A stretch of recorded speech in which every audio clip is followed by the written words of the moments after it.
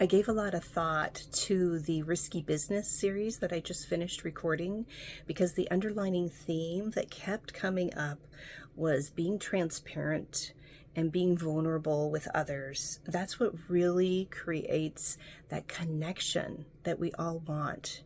And so my next series that's coming up is moving from transactional to transformational relationships. And my first guest, Deena, she helps unpack it with her fireball presence. She's a lot of fun.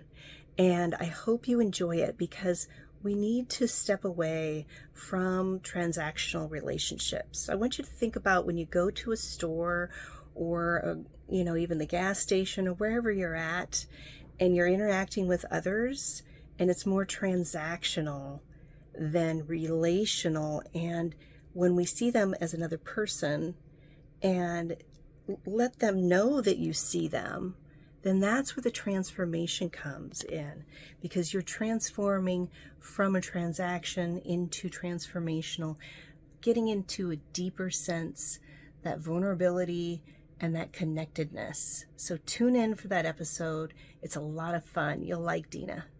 So I'm bringing forward Deena Baikowitz, who is here to give more inspiration and her little Neuro-Sparkyness to help us transition from transactional relationships to more of transformational ones.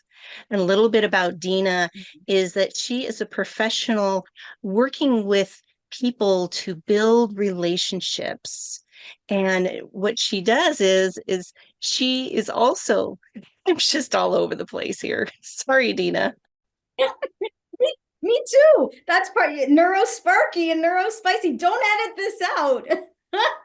No, this is real, people. This is real. So what I love about you, Deena, is that your fireball approach too. That's what really attracted me to you as we connected, because you're real, you're here, and you like to go with the flow with things. So this is me expanding, right? Risking a little bit here as we're just uncovering, right, about transparency and vulnerability to build relationships. Right. And that's what you presented to me as the themes of vulnerability, transparency, and what you wrote, which was beautiful. And I've never even expressed it that way. So thank you for this expression, from transactional to transformational. And because I teach networking, I teach professional networking. I also help people make friends. I help people connect at a deeper level in all types of relationships. And I have a social work background and an arts background and a business background. And so, as you said, we're a little all over the place in this energy. And in full transparency, I love where you're like a little neuro-sparkliness, because I was recently, in the past couple of years, diagnosed with ADHD. Now, once I knew what it was, it came as no surprise, but I'd never known. And the terms that I've heard people use are neurospicy, which as a fireball, I mean, look, I'm wearing the color of, I don't know, cinnamon spice, and neurosparkly. So the fact that you said neurosparkly, and you can see behind me, I've got some sparkles here in front of my love photo, which is actually a card that I stuck in a frame, and some more sparkles, like fireball sparkles. So to your point about authenticity and vulnerability, and it's only in the past couple of years, partly with my learning what ADHD was and becoming part of this amazing community filled with other sparkly, different, innovative, creative, empathetic, compassionate, different. And I put different in air quotes because everyone's different. There's an expression I use. It's not mine, but I use it a lot in my coaching. You are unique, just like everybody else. I add the delivery to it as the entertainer and performer. And so my background, and something I could never hide, was my size. I'm 4'6¾". I announce that proudly on every podcast and workshop and comedy stage. If I stood up now, I'd still be in the frame. I'm the only person who needs a booster seat for Zoom meetings. The only adult. And so that I couldn't hide, and I was bullied and teased and self-conscious and uncomfortable.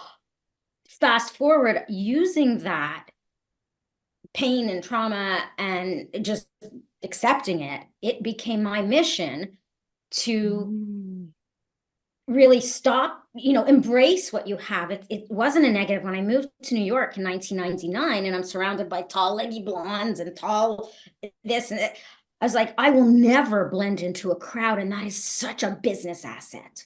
People will always recognize me for my looks. I've had people yell out in the middle of Grand Central Terminal, one of my favorite places in New York, "Fireball!" And I turned around and this person came up to me. They're like, "I'm sorry, I forgot your name, but I remember that you're Fireball." I'm like, if that isn't a testament to the power of branding, I don't know. Like, I don't care if you forgot my name. You remembered me and my brand. But so I say they recognize me for how I look, but I want them to remember me for who I am. And for anybody, whatever you look like, right? And as women, obviously, our looks are a big issue. As I was getting ready, camera ready for this, and piling on the makeup because I like makeup, not because I have to wear it. But as an artist, I tend to lose track, as you can see from the painting behind me. I like to play with color, and as a theater baby. So I was like, men, put on a shirt and show up. If you're lucky, I mean, we don't know what else they're wearing if it's on Zoom, but that's a whole other conversation. In terms of authenticity, wear makeup, don't wear makeup, whatever you want. I like colorful and bright. And truth be told, without makeup, I look half asleep because I have barely any eyebrows or eyelashes. So back to what were we talking about? I'm digressing. Authenticity and vulnerability, right? So embracing our differences. And those differences are an asset in how I show up, not just with, but for other people. And when you did the intention setting, and obviously my energy is really high and zany and a little bit frenetic, but that's part of, the yin and the yang of like, I have this incredible positive energy. The flip side is I do need to know when to tone it down because it can be a little too much at times and we want levels, and you centered us so beautifully. And I thought, well, what do we use our gifts for? It's not me. It's how can I serve? What is my purpose? And in fact, this year I've been focusing, when they say, an intention or a word for the year, I'm like, I'm never going to stop at one. You heard me talk. There's no way I'm sticking to just one word. But purpose is my framework this year. So everything I do, and the purpose is to help others. And my whole life, my purpose was, in theater, it was to entertain and bring something to the stage. And in business, it was help to support other people. And in social work, I was a clinical medical social worker, running programs, creating programs for patients and families, and launching conferences and humor therapy, right? And the past 20 years, 24 years, New York, plus the pandemic and everything, it's okay. I was lonely. I'm still lonely. I'm an extrovert in exile. I'm single. I don't want to be. I'm a networking coach. I teach people how to build meaningful long-term relationships. And I say personal, professional, because the expression, it's not personal, it's just business, is BS. Yes. And to your point from we used to say, and I say used to until today, I'm changing it. It's not just transactional, it's relational, which is true. People do business with people they like and trust. You and I, even our first messages, there was a connection there. We met in some online event, or I don't even remember if we saw each other, but I know I was like, ooh, I like what you put out there from your brand. It wasn't that we were selling. I was like, living intentionally, that's beautiful. And women over 50, and just, there were things we connected on, right? Differences and similarities. And I think part of being vulnerable and authentic is, I don't want to surround myself with people just like me. That would be exhausting. I've met people like me. Now I know how my friends feel sometimes.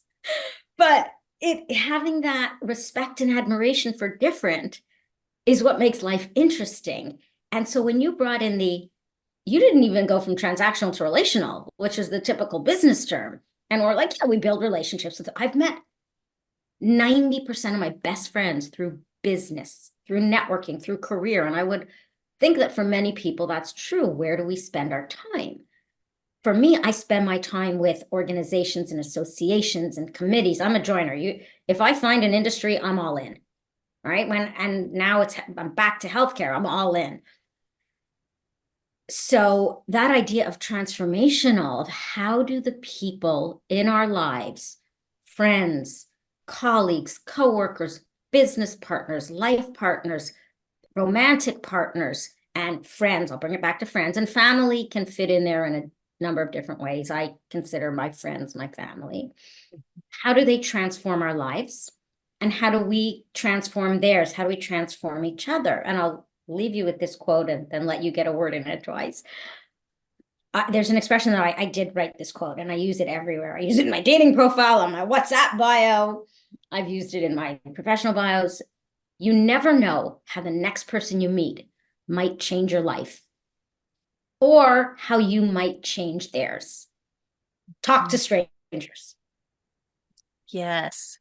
Yes, because people want to be seen. They want to have that interaction. And I think a lot of times, we're in our own little silos. We're in our minds, going to the next destination, and there'll be some amazing person right next to us. And if we're not in that open, receptive, being vulnerable to say hello, or wow, I really like your bag, or, just making some sort of comment about not just the weather, but, more about them. It creates that engagement and that connection that we all want. And I think what you said, just rewinding just a little bit, about how you accepted yourself for who you are. And you're like, heck yeah, I am a fireball. And this is my essence. This is who I am. And I'm going to share this with everyone. So being that ripple effect, connecting with others, allowing other people to see your authenticness, whether it is me bumbling in the beginning of this interview, or Me crashing the pens during your yeah. lovely. April had this beautiful intention, and I had I didn't have my feet on the ground because they never reached the ground, but my eyes were closed and I was centering, but I started moving and then crashed a container of my pens and markers. I'm like, you know what? We're human. Like, that's me. That is actually so on brand for me. But and for you, you just kept going and you were centering and grounding and setting intentions. And no one is perfect. I'm going to put that. No one is perfect. We are all equal parts hot mess and fierce fireballs. That's what I like to say to my community, to my friends, to my clients, to my collaborators. No one is perfect. But again, what is our purpose? How do we show up? And if I can show up in my hot, messy, frenetic, over the top, under the wire, whatever you want to call it, to normalize that. I hate the word normal, and I don't usually use the H word either. I very much dislike the word normal because there is no such thing as normal, right? No.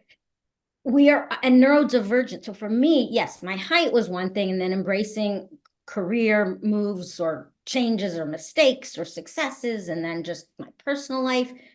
I'm single. I've basically been single most of my life, and I teach networking. Welcome to my ironic TED Talk. But I think that is actually that yin yang again, that influence of I am so desperate, not in a bad way, but passionate about connection. If I had not been lonely, I could not teach other people how to connect better. If I had not been excluded and isolated and bullied, I would not be able to, I would not have this passion and motivation to help others feel confident in their skin, in themselves. If I had not been diagnosed with ADHD, I would have kept on stumbling and fighting and masking and going through all this. Yeah. Because I didn't know what hiding or masking, and late diagnosis after 50, living an entire life without knowing any of this, even as a social worker, I never learned about it. My mother, retired, very successful therapist, highly educated, way more than me. They didn't teach her either when she went through school. So understanding now what goes into it and finding a community of neurodivergent, and I don't, even to me, divergent means diverging from the norm. So Mm-hmm. that's why I like neurospicy, neurosparkly, or neurodiverse. And one of my friends who's a therapist specializing in individuals and couples who are neurodivergent, she said to me, Deena, you are one person. You cannot be neurodiverse. I'm like, have you met me? I have a lot of personalities in each. Like, okay, good point. But the point is, like, the comedy, we have to laugh. There is some really serious stuff going on in the world. There always has been, there always will be. Coming together to bond with laughter through tears, love, like all the emotion. I mean, feeling all the feelings, right? How do we support each other through the good times, through the bad, through our dreams and our hopes? And there will be crushed and they will be reborn. And to me, it has to be people coming together. But the how and the why and the challenges in people coming together. And that's why the loneliness epidemic now in the US, and I would say globally, but the US Surgeon General has come out with, there's reports and research and statistics. The loneliness epidemic it's horrific. It affects every part of us. And as a social worker, right, those who are the most isolated are the most at risk. That was, to me, one of the number one concepts in social work. Well, as a networker, as a human being, as someone who's a connector and an extreme extrovert, those who are the most isolated are the most at risk. And to your point, from your network is your net worth. And I do not like that phrase either, but it's a catchphrase and it makes people understand that you cannot succeed without people around you. And business is business. I love the business world. I love marketing and promotion. We talked about, you're like, if will you tag me? I'm like, just try to stop me. Of course, women lift each other up. I'm the shortest one, but I'll lift you up as high as I can, and leading by example. But we all know that I get by with a little help from my friends. You've got a friend. Like, there's a whole playlist, people who need people. I'm a Broadway baby. I was marketing Broadway shows. You give me a musical and I'm a happy girl. Yeah, and what you said, Deena, about the connection, right? And bringing in the laughter with your comedy. I mean, I could just see you a fireball on stage and bringing forward real raw, issues, and then turning it into a spin where people laugh about it, because we need to laugh about it. Otherwise, we're going to implode or explode. And neither of those are healthy. So this is why I'm doing what I'm doing for wellness, because people need to remember, it's the emotional, physical, and mental state for Yes. wellness. And we need to remember about all the aspects and not just doing one thing like exercise. I got to look a certain way in order to feel better. Well, you can feel better before that. And I believe with this transparency that we're talking about and authenticity, it's really about ourselves. So this is why I'm just bringing it back to you, just courageously just embracing your diagnosis and saying, this makes sense and this is part of me. And now I can go forward with more courage and fire. And this is the message, regardless of the specifics of your situation, whatever age you are, whatever career or industry you're in, we all need to we want to find our community, our people. Like with ADHD, I found people who were like me, who didn't say, oh, stop interrupting. Like, they weren't criticizing me for the things that I'd been criticized for. But beyond the specifics, it's who do you connect with? Who understands you? And once you have that and that solid base, also, here's the tough part. This is what takes more bravery, is connecting with people, not just who are different from you, but who you have a fundamental difference of opinion and values. And whether it's political, religious, financial, geographical, whatever it is, those are the experiences that we learn about ourselves in each relationship. So to your point, I'll always bring it back to April. And I love that you came up with that concept from transactional, And one could say that a date is transactional. What do you want? What do I want? Are you looking for long term? Are you looking for Exactly. There's some Yeah. transaction, but to transformational, every relationship I've had, every date I've had has taught me something about myself and Mm-hmm. about other people and how to improve, how to figure out what I really want, what I don't want, how can I do better next time. And you and I met through healthcare programs. This is why I'm coming full circle and diving so much deeper beyond the transactional networking into the transformational power of curing. I will just put, let's all together communally cure the loneliness epidemic, one person, one connection, two people at a time, because we Yeah, need each other.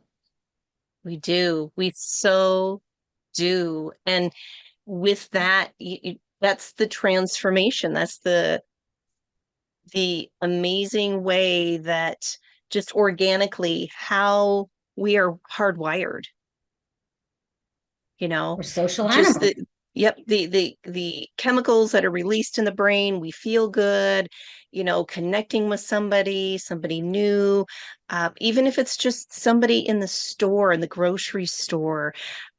Yeah, I was thinking about this really when, I thought about transactional to transformational, and it's like most people think, okay, transactional, I go and I buy something, that's a transaction. I do my banking online, that's a transaction. Well, people, I think, unknowingly are going into social environments, which is a grocery store, a library, a gas station, wherever, and they just see it as a transaction, like, okay, you take my money, I'm buying the gas, but that's a person behind the register there. That's I an opportunity to say, "Hey, how are you doing today?" Instead of, "Yeah, thanks," get your change or whatever and walk out the door, really making the effort to let that person know that you see them. Let them know that they are worthy of human connection. And, share just like you said, Deena, with um your motto that you said, you never know, right? How you're going to change that stranger's life, just by never know. saying hello, just by commenting, "Oh, I appreciate you. Thank you for taking the trash out. Thank you Mhm. for doing your job." People apologize all the time. "Oh, sorry, I'll get out of your way." Oh, Like the people at the grocery that's store another that are word. doing the delivery, Dragging. um, customer delivery things, and they're trying to get all the buckets filled with the produce or whatever for the customers, and they're like, "Oh, I'll get out of your way, sorry." It's like, no, you're doing your job. Thank you. you know People don't And see it that and way. It's like, "Oh, I'm being an inconvenience," or so this is where the transformational part comes in, when we connect with each other just throughout the day. I It love doesn't have to be something so huge. It just has to be a little, "Yeah, I see you. I appreciate you." right that. And I know everything, we can do anything on apps now. And yes, there's a difference between extroverts and introverts. I truly love talking to strangers, and people with social anxiety or more introverted that just are not in the mood. I get that there have been days when I have not been in the mood either. But overall, if we keep that in mind, how we connect with another human being, whatever they're doing, it has, and to be really get really real. I mean, I've been really lonely the past couple of years because I had to leave New York. I was in lockdown multiple times. Like, we're all over the country in quarantine, and it seems so far away now. But every so often it comes back because I remember, oh, I haven't talked to another human being in person. I do Zoom calls Mm. all day long. I haven't been hugged by anybody Oh, in days or weeks or yes. months or years. That, and as an extrovert and somebody who's just, I'm a hugger, I'm very physical, and that human connection. And we also know biologically, neuroscience, hugs are like physically help our health. It was horrific for my mental health, my physical, all of it. So there's days when I'm still very, very lonely, and I try to force myself to get out. And even if it's just to go to the store, to have a conversation. I called you Carol because yesterday when I was at the grocery store and I said, hi, and I see that she's wearing a name tag and I recognize her because I go to the same grocery store. I know Carol and I know Emily. It's like, hi, Carol, nice to see you again. Like it was just a few minutes, but it brightened me up. I know it brightened her up. I love that, Deena. Thank you. Thank you I love the insights, and I can totally follow you, by the way. So those of you who are, kind of skipping around with this conversation, that's okay. Re-listen to it because you'll get in those little nuggets that Deena has put in there. But I do have a question before we go, Deena, and that is, April, how are you living with intention right now? wow, that's a good question. I'm being honest. I'm being honest with my friends. If I'm having a bad day, I'm admitting it. So I think that intention of not hiding, nobody wants to hear the bad stuff. And one of my friends once said to me, she goes, Deena, we're not just friends with you because you make us laugh. You realize that. And of course I realized that. I would never dismiss my friends that way. Like, what kind of person would only be friends with someone just because they're funny? I know my friends have depth, but that goes back to years, like a lifetime of hiding the bad parts because you don't want to burden somebody. They won't like you. You can't admit that you don't have your shit together. So being very honest is one way I'm living with intention. If I have a bad, and I've learn it from other people. One of my friends, dear friends here, she texted me once on a Friday. She's like, I've had a really bad day at work. Are you available for a drink tonight? And most people tend to plan way in advance. And I loved the fact, I was honored that I'm the one she reached out to say, I'm having a bad day. Can we get together? Now, unfortunately, I was already out. I had plans I could not change. And she's like, it's okay. I get, like, she wasn't mad, even just saying no, I felt bad. Like, oh, I'm not going to be there for her. This is the way our minds go. I'm being honest with intention. The other way for me is that framework of purpose. So how I spend my day, whether it's minute by minute or hour by hour, and yes, ADHD still messes up our schedules and our timing. But as long as I can keep that framework of what is my purpose, what are my career goals, and why are they my career goals? Because I know where and more or less where and how I can make the best impact, the greatest impact, and make a difference. And that's why I say I would love to work for one of the companies, any of the companies that are in the business of relationships. And that's the Bumble companies and the Match companies. They're publicly traded. They have multiple apps and programs and products within them because they're using technology to help people connect. And so for me, setting the intention of why I want to do something, who I'm talking to, what we're talking about, based on my purpose for that day, for the year, for my life. And sometimes intentionally just say, I need a break. And I'll leave you with this. Speaking of talking to strangers, and you never know how the next person you meet can change your life or how you might change theirs.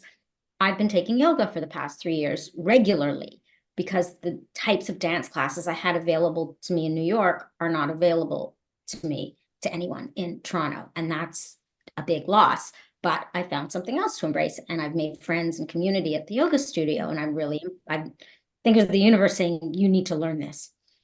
So I'm leaving class, and one of the women there she's like, oh, I'm eavesdropping, but it's communal, right? We're talking. And she goes, yeah, I'm going away. It's like, where are you going? For how long? She's, I'm going for a month. Oh, what do you have to do to get ready? I was like, do you have, and I know she lives near me because we're all in the same neighborhood. I said, do you have any pets or plants that need to be taken care of? Because I love taking care of people's pets, plants. I know she doesn't have kids. And she goes, actually, I do have all these plants. So she came over Saturday night. She dropped off her plants. And this happened. And we're just talking about plant care, right? And the basics. And, she's got to go pack, she and her husband. And as she's walking out the door, and she says, I said, oh, we'll have fun together. Here comes the comedy. She says, they live a clean life. And I responded, not anymore.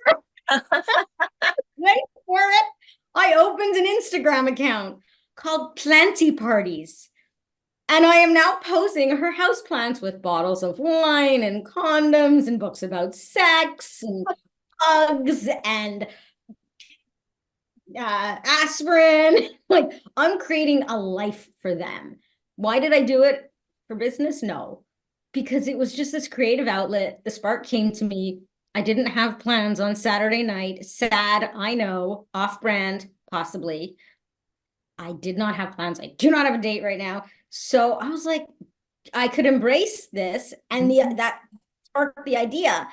And I had a lot of fun. Did I spend time on work? No. Is it going to bring me money? I don't know. But I just realized this is now a portfolio I can show someone who says, tell me about your copywriting skills, or show me that you're creative. Don't just tell me. I was like, what do you think of this? Yeah, I love that. That's your Neuro-Sparkyness. And by you just having that conversation with her and engaging and taking care of her plants or whatever, right? That's the transformational, right? You've taken your connection with her to a different level. And I just I love that. I'll have to look it up.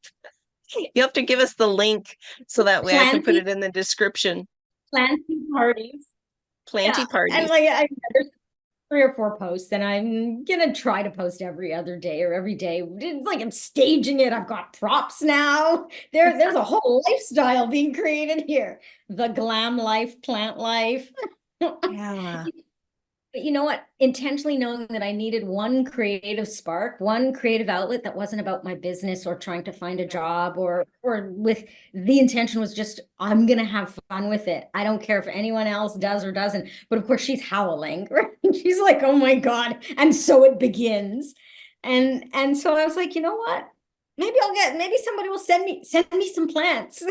Maybe I'll get some free plants out of it, and I'll add them to the party. Because the thing is, it is on brand for me. I'm all about, like, let's bring the people together. So what happens when you leave your house plants with a lonely, single, creative extrovert who's a comic? This is what happens. If I can't have my own parties, I will create parties for the plants in my apartment.